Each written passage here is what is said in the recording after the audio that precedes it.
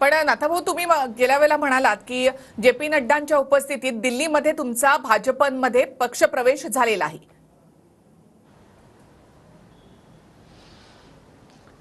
ते भारतीय जनता पार्टीमध्ये प्रवेश करावा असं मला वरिष्ठांकडून सूचना आल्यामुळे, विनंती आल्यामुळे मग मी म्हटले की नाही, मला थोडा वेळ द्या.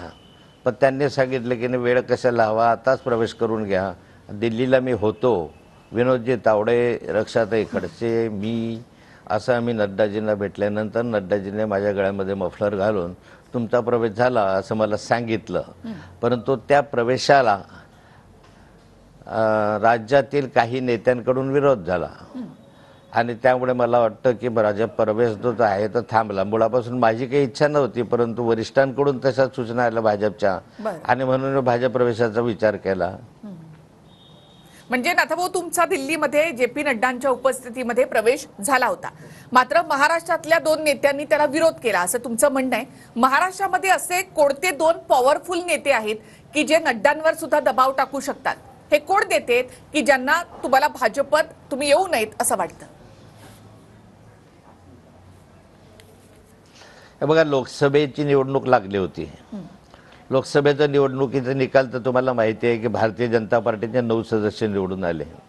त्यामुळे भाजपची परिस्थिती नाजूक आहे असं त्या कालखंडामध्ये वारंवार सर्वेच्याद्वारे सुद्धा दिसत होतं आणि वर्तमानपत्रामध्ये सुद्धा तशा बातम्या येत होत्या.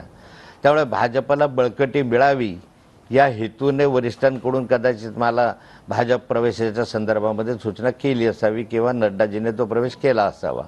आता ज्यावेळेस रक्षाताई निवडणुकीला उभ्या राहिल्यात त्यावेळेस भाजपमध्ये तुम्ही मदत करा, मग रक्षाताईला मी मदतही केली, रक्षाताई निवडून आल्या. म्हणजे भारतीय जनता पार्टीचा उमेदवार निवडून यावा तिथपर्यंत ह्यांनी ठीक आहे की नाथाभाऊ तोपर्यंत चांगला होता. पण उमेदवार निवडून आल्यानंतर बाकी मग प्रवेशाला आम्ही विरोध करतो, मग आम्ही यांना साथ देणार नाही, मग आमचं केडर बंद पडेल, मग असं पडेल. ज्या माणसाने 40 वर्ष भारतीय जनता पार्टी उभी केली, हे सगळे बोलणारे जे आहे ते माझ्या नेतृत्वाखाली काम करत होते. हे सारेचे सारे मीच राजकीय जीवनामध्ये यांना बळ दिलेलं आहे.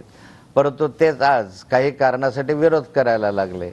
मग ठीक आहे, मलाही काही भारतीय जनता पार्टीमध्ये फार उत्सुक नव्हतो मी काही यायला. मला भाजपच्या वरिष्ठांनी सूचना केली म्हणून मी भाजपच्या प्रवेशाची तयारी दाखवली. आणि त्याचा मला काही भारतीय जनता पार्टीमध्ये जायचं किंवा काही नाही, काही अडचणी होत्या.